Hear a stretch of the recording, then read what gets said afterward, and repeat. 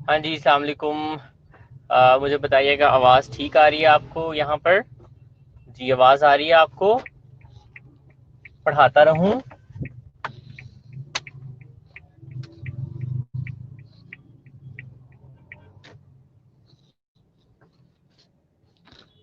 जी, आवाज़ का बताएं मुझे। मैं पीपीटी अपलोड कर रहा हूँ आप लोगों की फ़िलहाल। चलें, ठीक है जी, आवाज़ आ रही है तो चलें। मैंने आपको 3 चीज़ें बताई हैं जिनके अंदर हम क्रिटिकल थिंकिंग को इस्तेमाल करते हैं। ठीक है जी। तो मुझे अब आप लोगों ने बताना है कि वो मैंने कौन सी 3 चीज़ें बताई हैं, क्योंकि अगली स्लाइड के अंदर वही 3 चीज़ें आ रही हैं क्रिटिकल थिंकिंग करने के लिए। तो मुझे आप लोग बताएं कि मैंने आपको कौन सी 3 चीज़ें बताई हैं रिगार्डिंग क्रिटिकल थिंकिंग। कौन सी 3 चीज़ें बताई हैं क्रिटिकल थिंकिंग के बारे में? जी, मैंने आपको 3 डोमेन्स या डायमेंशंस बताई हैं क्रिटिकल थिंकिंग की। तो मुझे बताएं कि मैंने आपको कौन कौन सी 3 डायमेंशंस बताई हैं कि किन 3 चीज़ों के अंदर हम क्रिटिकल थिंकिंग करते हैं जी।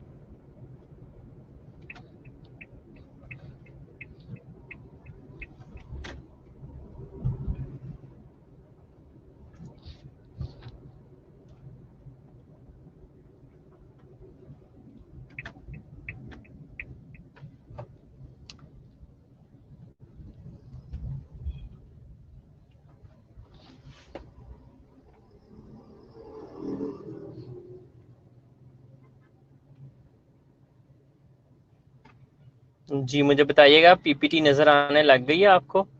जी, वेरी गुड। आप लोगों ने बताया क्रिएटिविटी, प्रॉब्लम सॉल्विंग और डिसीजन मेकिंग में। Very good. मतलब आप लोग सुन रहे हैं। मुझे लगता है कि आप लोग सो रहे हैं, लेकिन आज जो है ना, आप लोग सुन रहे हैं। चलें, अच्छी बात है।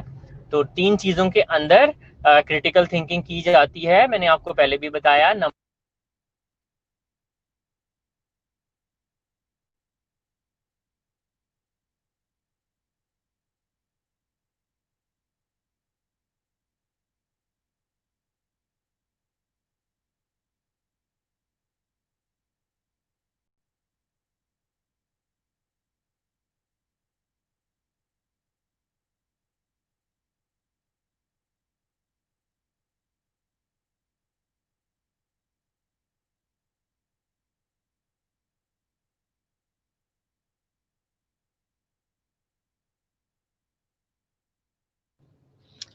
जी, आवाज़ नहीं आ रही, क्या हुआ?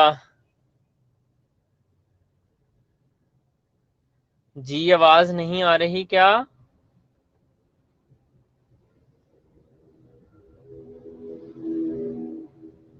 जी, आवाज़ बताएं।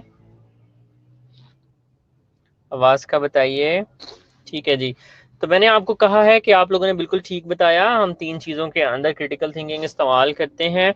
Number one was critical thinking हम इस्तेमाल करते हैं जी प्रॉब्लम सॉल्व करने के लिए। नंबर 2, क्रिटिकल थिंकिंग हम इस्तेमाल करते हैं इनोवेशन के लिए, क्रिएटिविटी के लिए, कोई नई चीज़ बनाने के लिए। और नंबर 3, हम क्रिटिकल थिंकिंग इस्तेमाल करते हैं अपने फैसले करने के लिए, डिसीजन मेकिंग के लिए। तो ये जो 3 चीज़ें हैं, इसको क्रिटिकल थिंकिंग मॉडल भी कहा जाता है। And this critical thinking model is very important examination point of view से।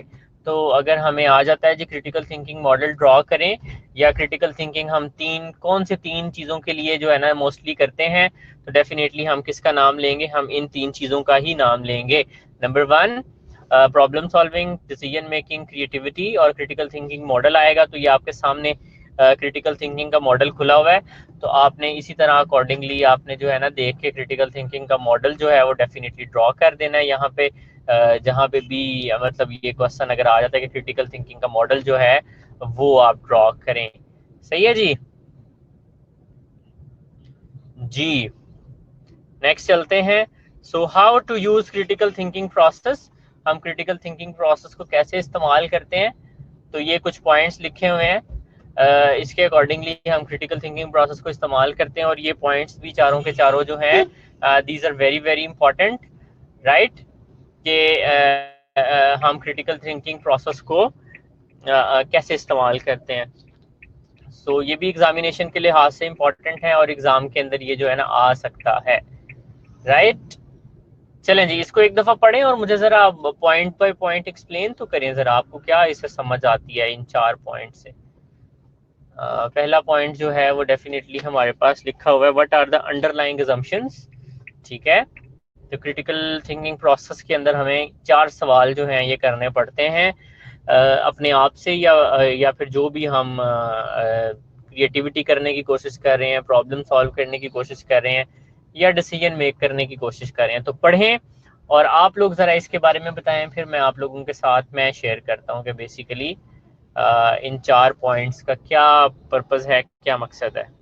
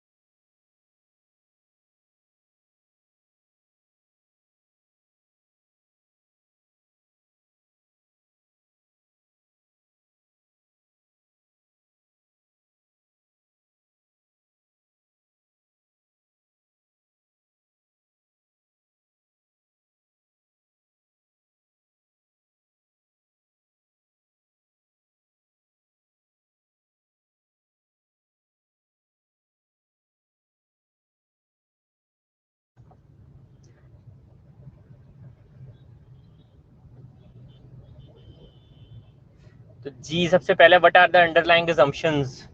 assumptions का मतलब है आपने क्या सपोज किया, आपके माइंड में उस प्रॉब्लम का क्या खाका है, या आपने जो डिसीजन लेना है उसके बारे में क्या assumptions हैं आपकी, क्या अज्यूम करते हैं आप, क्या सोचते हैं। हाउ इज एविडेंस इंटरप्रेटेड, हाँ, और इन assumptions के पीछे एविडेंस क्या है, रीजनिंग कैसे करेंगे आप इन assumptions को लेके। फॉर एग्जांपल आपने दो अल्टरनेटिव्स लिए, तो आपकी क्या उनके पीछे क्या एविडेंस क्या है कि आप चार चार को एक एमसीक्यू है, उसके 4 पार्ट्स हैं, ठीक है जी, और आप उन 4 पार्ट्स के अंदर से जो है ना, सॉरी 4 ऑप्शंस के अंदर से एक चूज करते हैं। So what is the evidence behind, क्या वजह है कि आप उसको चूज कर रहे हैं। ठीक है जी। और नंबर 3 पे how the argument to be evaluated. तो फिर जो है आप जो एविडेंस देते हैं उसको, वो आपका आर्गुमेंट होता है, और आप उस आर्गुमेंट को कैसे एवेल्युएट करेंगे। डेफिनेटली जब आप उस डिसीजन को अप्लाई करते हैं, then you evaluate your argument, what are the possible alternative prospectives.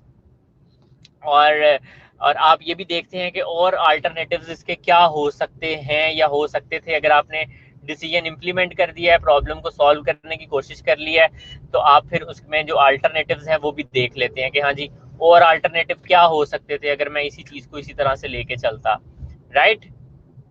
तो these are the 4 questions to ask when you are following a critical thinking process. तो अभी अगर आपको ये नहीं भी क्लियर होते, तो जब हम प्रॉब्लम सॉल्विंग और डिसीजन मेकिंग के स्टेप्स पढ़ेंगे, उसके अंदर आपको क्लियर रिफ्लेक्शन नजर आएगी इन 4 चीजों की। तो वहां पर आप लोगों को जो है होली सोली, अगर ये आपको प्रॉपरली अगर समझ नहीं भी आई इस वक्त, तो कोई मसला नहीं है। जब हम प्रॉब्लम सॉल्विंग और डिसीजन मेकिंग के स्टेप्स पढ़ेंगे, तब आपको ये जो है ना बड़े अच्छे तरीके से आप जो है इसको अंडरस्टैंड कर लेंगे। ये जो क्या कहते हैं दीज 4 क्वेश्चंस हैं जो। उसके बाद नेक्स्ट वी हैव, हाँ जी, तो हमने कहा कि जो हमारा नर्सिंग प्रोसेस है, बेसिकली हम अगर क्लिनिकली देखें, तो हम अपने पेशेंट की प्रॉब्लम कैसे सॉल्व करते हैं, हम अपने पेशेंट्स के लिए डिसीजन आखिर कैसे लेते हैं। तो वो जो डिसीजन ले रहे होते हैं या पेशेंट की प्रॉब्लम सॉल्व कर रहे होते हैं, तो उसके लिए हम डेफिनेटली अपना जो है एक नर्सिंग प्रोसेस जो है इस्तेमाल करते हैं। ये वाला जो है आप देख सकते हैं, the nursing process critical thinking skills. तो क्रिटिकल थिंकिंग स्किल्स होती हैं, बाज़ हम चीज़ों को क्रिटिकली एनालाइज कर रहे होते हैं, बाज़ हम डिसीजन मेक कर रहे होते हैं, बाज़ हम क्रिएटिविटी दिखा रहे होते हैं। So there are different skills जो कि नर्सिंग प्रोसेस के हम डिफरेंट जो आपकी हैं स्टेप्स, या फिर नर्सिंग प्रोसेस के डिफरेंट फेजेस हम अपने पेशेंट पे अप्लाई करते हैं। तो हम इन क्रिटिकल थिंकिंग स्किल्स को उन डिफरेंट प्रोसेस के अंदर अप्लाई करते हैं जी। अच्छा, ये वाली जो स्लाइड है ना, ये भी बड़ी इंपॉर्टेंट है एग्जामिनेशन पॉइंट ऑफ व्यू से। इसमें से भी एक दफा सवाल आया हुआ है कि हाँ जी, नर्सिंग डायग्नोसिस बनाते हुए आप कौन सी क्रिटिकल थिंकिंग स्किल्स इस्तेमाल करते हैं। ठीक है, तो आप देख सकते हैं, तो ये आपके सामने है और आप इसको देख सकते हैं कि डिफरेंट तरह की स्किल्स लिखी हुई हैं जो कि हम नर्सिंग प्रोसेस के अंदर क्रिटिकल थिंकिंग करते हुए इस्तेमाल करते हैं। और जैसा कि आप सबसे पहले देख रहे हैं, असेसमेंट है, असेसमेंट की आगे स्किल्स उसके सामने लिस्ट की गई हैं। उसके बाद नर्सिंग डायग्नोसिस है, नर्सिंग डायग्नोसिस के हवाले से स्किल्स जो हैं वो लिस्ट की गई हैं। उसके बाद नर्सिंग डायग्नोसिस के बाद आप देख रहे हैं कि क्या है हमारे पास। नर्सिंग डायग्नोसिस के बाद है जी सॉरी प्लानिंग। प्लानिंग के अंदर हम कौन सी स्किल्स इस्तेमाल कर रहे हैं। तो ये सारी की सारी क्रिटिकल थिंकिंग स्किल्स हैं जो कि आगे जो है ना हमारे सामने यहाँ पे दी गई हैं। ठीक है जी, तो अब इन स्किल्स को वन बाय वन देखते हैं। राइट जी, तो हम इन स्किल्स को वन बाय वन देखते हैं। तो पहली जो है असेसमेंट, असेसमेंट के अंदर हम क्या करते हैं, डेफिनेटली ऑब्जर्वेशन करते हैं। ऑब्जर्वेशन क्या है, क्रिटिकल थिंकिंग की स्किल है। ऑब्जर्वेशन करके हमें डाटा हासिल होता है और ऑब्जर्वेशन जो है पर्पसफुल होती है, रैशनल ऑब्जर्वेशन होती है हमारी। And then distinguishing relevant from irrelevant, कि कौन सा डाटा हमारे काम का है, कौन सा डाटा काम का नहीं है। फॉर एग्जाम्पल एक एमआई का पेशेंट आता है तो हमें फौरन पता चल जाता है इसके ये टेस्ट होने हैं, ये वाइटल्स से चेक करने हैं, ये चीज़ों की हमें असेसमेंट करनी है। डिस्टिंग्विश, अच्छा जी, distinguish from important from unimportant. अब इम्पोर्टेंट चीज़ें ज़्यादा कौन सी हैं, अनइम्पोर्टेंट कौन सी हैं, ये भी असेस करते हुए हम जो है इसको डिफ्रेंशिएट करते हैं। वैलिडेटिंग डाटा, डाटा को वैलिडेट करना, एक दफ़ा डाटा ले लिया आपने, अब बार बार तो आप पूरी पूरी असेसमेंट नहीं करेंगे। आपको अगर कोई जो डाटा है वो लग रहा है कि ये डाटा जो है, जैसे एक पेशेंट है वो एमआई के साथ आया है और आपने उसका पल्स रेट देखा है तो वो बिल्कुल नॉर्मल है, ब्लड प्रेशर देखा है वो बिल्कुल नॉर्मल है। ठीक है, तो आप उसको एक दफा दोबारा से वैलिडेट करेंगे, आप उसको दोबारा से चेक करेंगे, यार कहीं मुझे गलत रीडिंग्स तो नहीं आ गई हैं। ऑर्गेनाइजिंग डाटा, फिर जब आप डाटा कलेक्ट कर लेते हैं असेसमेंट के अंदर, फिर उसको ऑर्गेनाइज करते हैं, उसको कैटेगराइज करते हैं। कैटेगराइजिंग एंड ऑर्गेनाइजिंग, आप इंपॉर्टेंट डाटा एक साइड पे लिख लेते हैं, डिफरेंट हेडिंग्स के अंदर उस डाटा को लिखते हैं और इसी तरह से फिर उसको कैटेगराइज कर लेते हैं।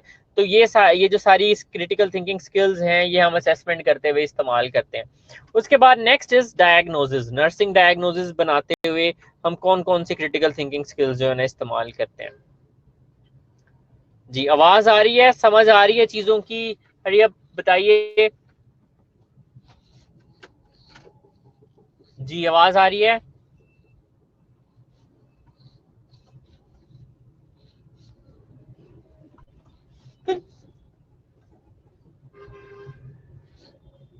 जी क्लास, मुझे सबूत दें कि मेरी आवाज आ रही है, कमेंट करके यहाँ पे। चलें, गुड हो गया। अब हम अपने नेक्स्ट पोर्शन की तरफ चलते हैं, next phase of nursing process की तरफ चलते हैं जिसका नाम है जी नर्सिंग डायग्नोसिस। तो यहाँ पर हम देखेंगे कि नर्सिंग डायग्नोसिस बनाते हुए बेसिकली हम कौन कौन सी क्रिटिकल थिंकिंग स्किल जो है उसको यूटिलाइज करते हैं। तो सबसे पहली जो यहाँ पे लिखी हुई है क्रिटिकल थिंकिंग स्किल जो कि हम यूटिलाइज करते हैं नर्सिंग डायग्नोस बनाते हुए, that is finding pattern and relationship. सही है, तो हमें पता है कि हम पीईएस फॉर्मेट फॉलो करते हैं और पीईएस फॉर्मेट फॉलो करने के लिए डेफिनेटली हमें एक पैटर्न देखना पड़ता है।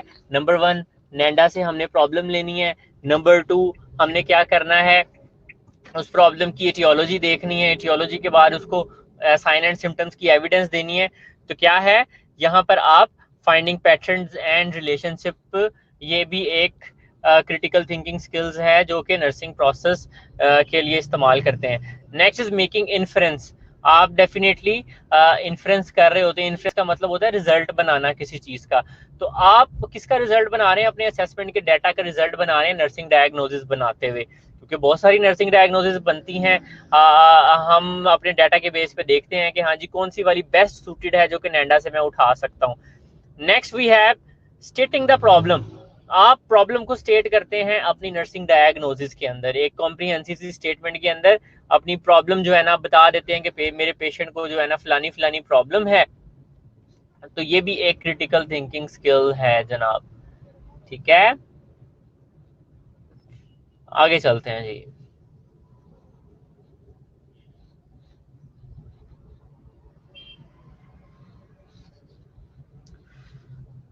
नेक्स्ट है हमारे पास सस्पेंडिंग द जजमेंट। ठीक है, तो डेफिनेटली आप पेशेंट अपनी अपनी अपनी जो जजमेंट्स होती हैं पेशेंट को देख के हमें ख्याल लगा लेते हैं कि यार इसको ये हो सकता है। तो जब आप क्रिटिकल थिंकिंग इस्तेमाल करते हैं तो आप उन जजमेंट्स को सस्पेंड करके जो आपका सही वाला जो डाटा होता है जो आपने पेशेंट से कलेक्ट किया है उसकी बेस के ऊपर जो है आप नर्सिंग डायग्नोसिस बनाते हैं और अपनी जजमेंट्स को सस्पेंड कर देते हैं। तो ये 4 नर्सिंग क्रिटिकल थिंकिंग स्किल्स थी जो कि हम नर्सिंग डायग्नोसिस बनाते हुए करते हैं। नेक्स्ट प्लानिंग के अंदर कौन सी स्किल्स इस्तेमाल करते हैं वो अब हम देखते हैं। 1 मिनट ठहरें जी।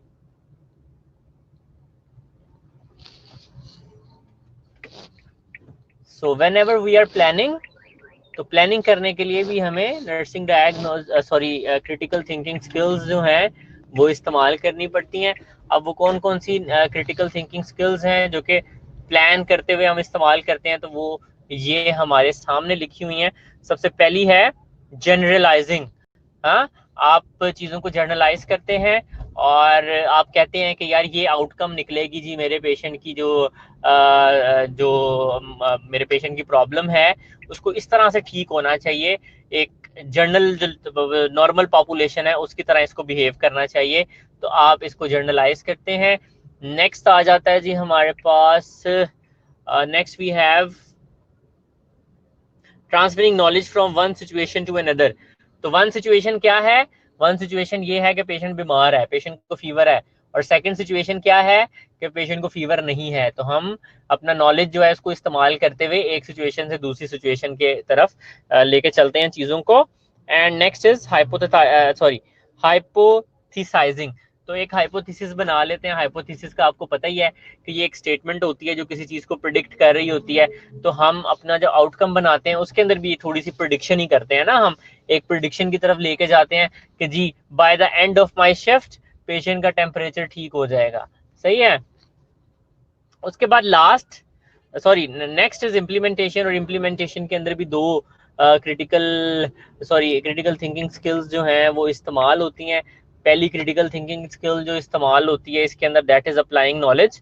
और इम्प्लीमेंटेशन में हम डेफिनेटली हायर कोग्निशन को फॉलो करते हुए अपनी क्रिटिकल थिंकिंग को अप्लाई करते हुए अपने नॉलेज को इस्तेमाल करते हुए हम अपना जो नॉलेज है, जैसे अगर किसी को बुखार है तो हमारा नॉलेज हमें क्या कहता है कि यार इसको कोल्ड स्पंजिंग करो, इसको आप मेडिसिन दो जो एडवाइस की गई हैं।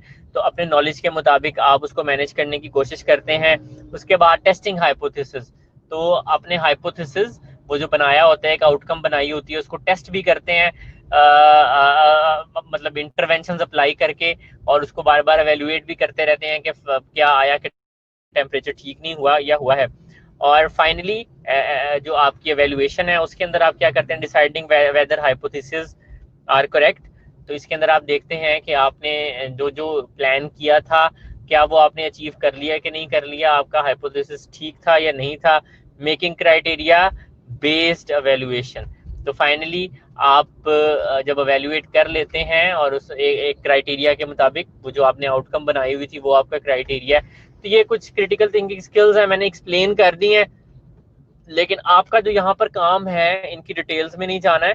बेसिकली बस इनको याद कर लेना बड़े अच्छे तरीके से, क्योंकि एग्जाम में ये बारह बार आई हुई हैं कि आपको क्वेश्चन आ सकता है जी असेसमेंट के अंदर कौन सी क्रिटिकल थिंकिंग स्किल्स इस्तेमाल होती है, नर्सिंग डायग्नोसिस बनाने के अंदर कौन सी क्रिटिकल थिंकिंग स्किल्स इस्तेमाल होती है।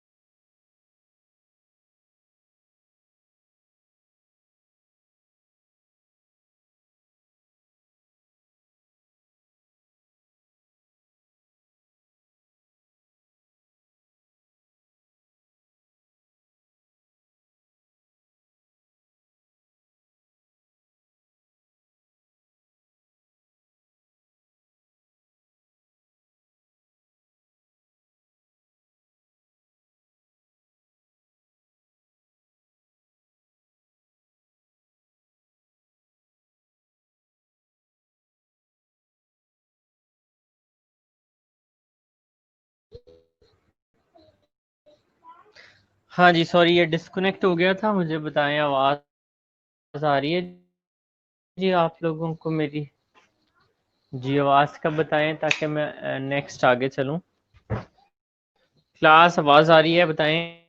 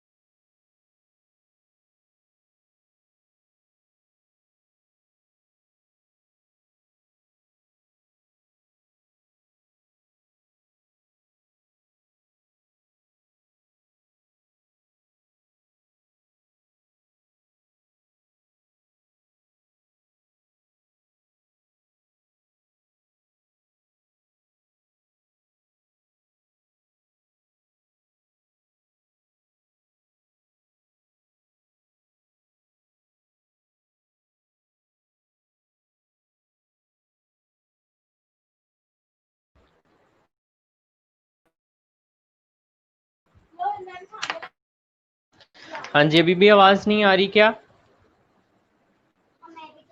क्लास अभी भी नहीं आ रही आवाज़?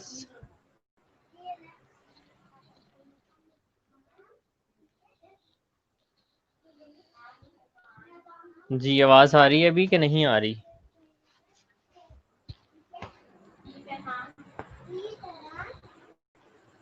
आवाज़ का बताइए।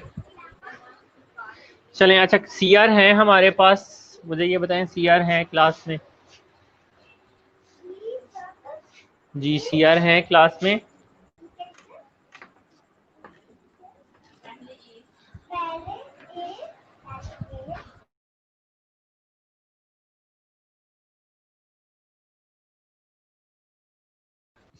ज़रा चलिए, मतलब मुझे फिर अलहदा से ज़रा अटेंडेंस लगानी पड़ेगी आप लोगों की। यार अटेंडेंस तो बोलते जाओ, ज़रा मैं अटेंडेंस लगा लूँ। फौजिया फिर ऐसा करो, एक अटेंडेंस तो लगा लो प्लीज़। ये लोग अटेंडेंस बोलते हैं, एक पेज पे नाम लिख दो और नाम लिख के मेरे पास भेज दो, मुझे व्हाट्सएप कर देना ज़रा। हाँ तो ये इनको मैं कहता हूँ अटेंडेंस बोलें तो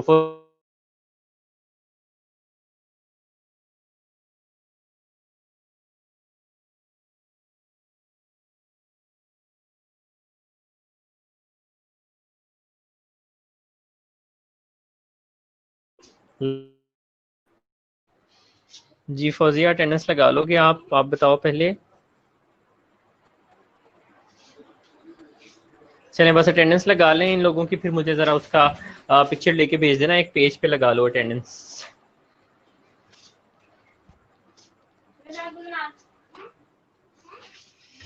सही है, चलें जी अटेंडेंस लगवा लें ज़रा।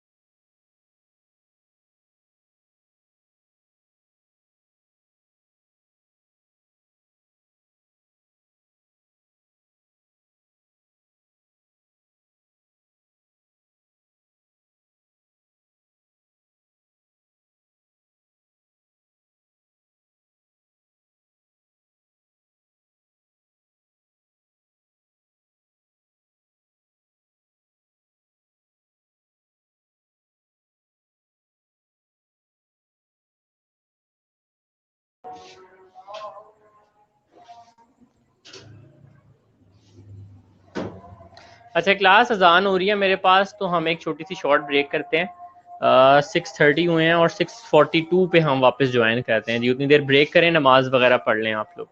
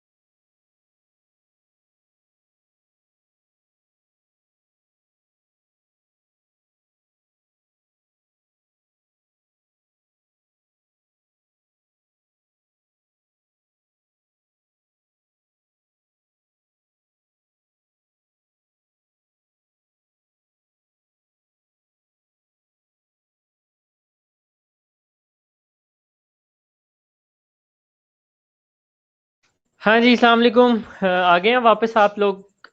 बाकी लोगों को भी कहेंगे वापस आ जाएं।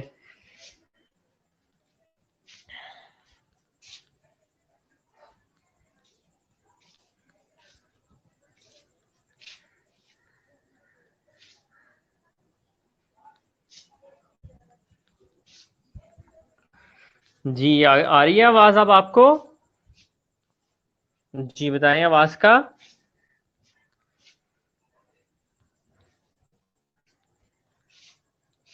जी क्लास, आवाज़ आ रही है आपको?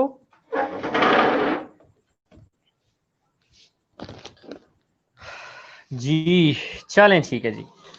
कितने लोगों ने ज्वाइन किया हुआ? हमें अभी 17 लोगों ने ज्वाइन किया है। प्लीज़ बाकी लोगों को कहें ज्वाइन कर लें, ताकि मैं फिर आगे जो है ना पढ़ाना स्टार्ट करूं आप लोगों को।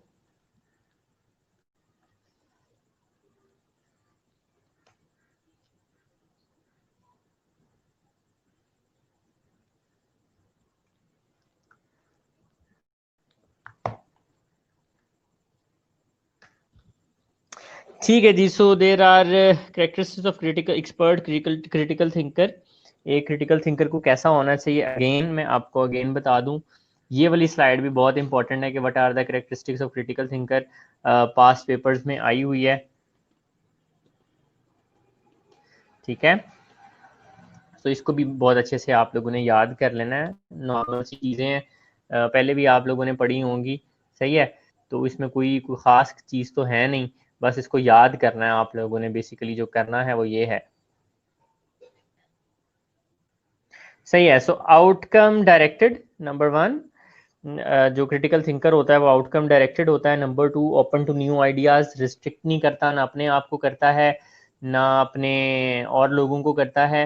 रिस्ट्रिक्ट नहीं करता, हमेशा जो है वो ओपन रहता है न्यू आइडियाज की तरफ, ठीक है। नेक्स्ट, फ्लेक्सिबल होता है, लोगों से इनपुट लेता है और लोगों की इनपुट को वैल्यू देता है। Next we have willing to change. अगर कोई गलत डिसीजन ले लेता है, गलत कोई चीज़ इम्प्लीमेंट कर देता है, तो उसको चेंज करने के लिए भी वो विलिंग होता है। वो ये नहीं, जिद नहीं करता कि जी मुझे ऐसे ही रहना है। उसके बाद इनोवेटिव होता है, न्यू चीज़ें लेकर आता है, न्यू आइडियाज़ लेके आता है, न्यू चीज़ें क्रिएट करता है। कन्वेंशनल चीज़ों के साथ ही सिर्फ वो स्टिक नहीं रहता है। उसके बाद वो क्रिएटिव होता है। अच्छा, मुझे कोई बताएगा what is the difference between innovation and creative? Creative होने में और इनोवेटिव होने में क्या फ़र्क होता है? कोई बताएगा मुझे आप में से? जी class, what is the difference between being creative and what is the difference between being creative and innovative? जी, क्या डिफरेंस होता है क्रिएटिव होने में और इनोवेटिव होने में? Hurry up.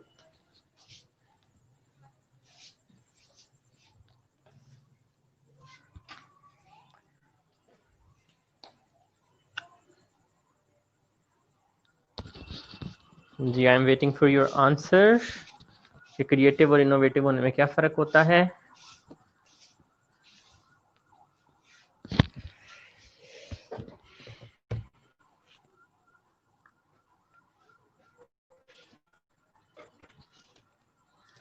जी चलें। मरियम जफर के इनोवेटिव मीन न्यू थिंग, सोचना, ठीक है, न्यू थिंग बताना। और क्रिएटिव का मतलब होता है, क्रिएटिव का मतलब होता है किसी एग्जिस्टिंग चीज को अपडेट करना। इनोवेशन इज कोई नई चीज बनाना, creation is, creativeness is like किसी एग्जिस्टिंग चीज को अपडेट करना, समथिंग लाइक दैट। और उसके बाद है जी एनालिटिकल। क्रिटिकल क्रिएटिव होता है, एनालिटिकल होता है, चीज़ों को एनालाइज करना आता है उसे। अच्छा कम्युनिकेटर होता है। असर्टिव होता है, असर्टिवनेस को बड़ी डिटेल में पढ़ चुके हैं। असर्टिव को एक्सप्लेन करने की ज़रूरत नहीं है। परसिस्टेंट होता है, ये नहीं होता है कि एक दफ़ा किसी काम में कामयाब हो गया अगली दफ़ा नहीं हुआ। परसिस्टेंट होता है चीज़ों में। केयरिंग होता है, एनर्जेटिक होता है क्रिटिकल थिंकर। रिस्क टेकर होता है, नॉलेजेबल होता है, रिसोर्सफुल होता है, उसके पास रिसोर्सेज होते हैं। ऑब्जर्व करना आता है उसे, ठीक है जी, ऑब्जर्वेंट होता है। इंट्यूटिव, इंट्यूटिव का क्या मतलब होता है? इंट्यूशन होती है जिबिल्लत, ठीक है। तो वो इंट्यूटिव थिंकिंग भी इस्तेमाल करता है। Out of the box thinker. अगर आपको कोई कहे क्रिटिकल थिंकिंग को एक वर्ड में बयान करें, ठीक है, तो आपने सिंपल ये कहना है, कि critical thinking is out of the box thinking. सही है, तो क्रिटिकल थिंकिंग को अगर आप एक वर्ड में डिफाइन करना चाहते हैं तो critical thinking is out of the box thinker, intuitive बिल्कुल जबिल्लत, या फिर सिक्स सेंस जिसको हम कहते हैं, या गट फीलिंग जिसको कहा जाता है। ठीक है, तो इसको भी हम यही कहते हैं जी। ठीक है जनाब, आगे चलते हैं जी। तो नेक्स्ट वी हैव क्रिएटिविटी। सो मैं क्रिएटिविटी और इनोवेशन में थोड़ा सा डिफरेंस तो मैंने आप लोगों को बता दिया है ना। चलें, यहाँ तक अगर कुछ सवाल है तो वो पूछ लें। आज के लिए हम इस इतने पे ही इत्तेफाक करेंगे। ठीक है, कोई सवाल है तो पूछ सकते हैं। इंशाल्लाह क्रिएटिविटी जो है वो नेक्स्ट टाइम के लिए होगी हमारी फिर। हाँ जी, सवाल।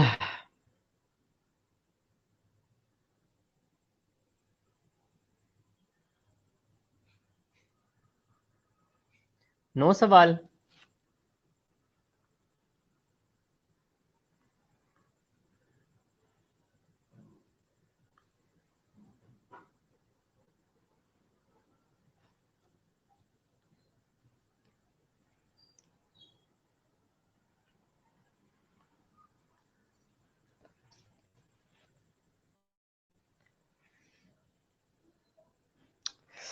मरियम, डिफरेंस जो है वो इंशाल्लाह ताला नेक्स्ट हमने बड़ी डिटेल में क्रिएटिविटी और इनोवेशन पढ़ना है। तो जब हम डिटेल में पढ़ेंगे तो फिर मैं वहाँ पे डिफरेंस आपको समझा दूंगा। Don't worry about that. हाँ, तो नेक्स्ट जब पढ़ेंगे उसमें फिर मैं आप लोगों को बता दूंगा। हाँ,